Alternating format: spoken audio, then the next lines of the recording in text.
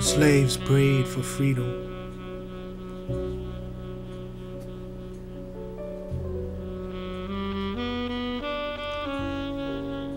When they got it, they didn't know what to do with it. They was turned out with nowhere to go and nothing to live on. They had no experience in looking out for themselves and nothing to work with and no land. They made me think of the crowd one time who prayed for rain when it was dry in crop season. The rain fell in torrents and kept falling till it was about a flood. The rain frogs began to holler and calling more rain, and it rained and rained. Then the rain crow got up in a high tree, and he hollered and asked the Lord for rain. It rained till every little rack of cloud that come over brought a big shower of large drops. The fields were so wet and miry you could not go in them.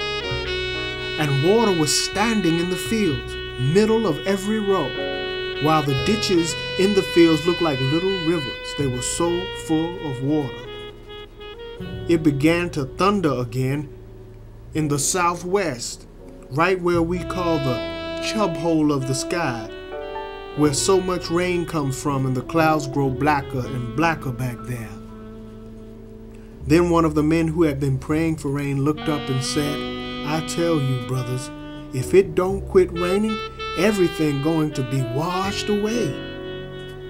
They all looked at the black rain cloud in the west with sorrowful faces, as if they felt they didn't know what use they had for rain after they got it. Then one of the brothers said to the other brothers, kind of easy and shameful like, "Brothers, don't you think we've overdone this thing?" That's what many a slave thought about when praying for freedom. Slavery was a bad thing, and freedom of the kind we got with nothing to live on was bad.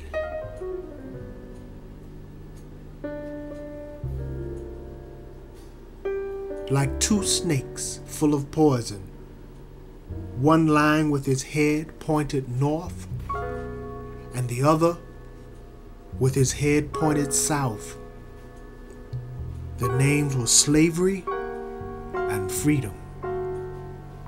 The snake called slavery lay with his head pointed south, and the snake called freedom lay with his head pointed north. Both bit the nigger, and they was both bad. Patsy McKenna, former slave.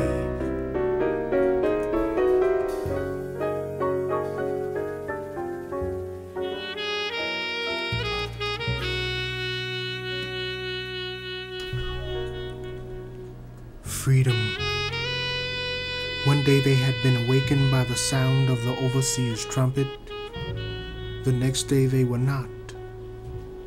One morning they had gone to the fields, and before the sun set, they had left their hoes, their plows, their cotton sacks lying in the furrows. And they put the full meaning of it into one eloquent phrase, which they sang over and over. Free at last, free at last. Thank God Almighty, I'm free at last.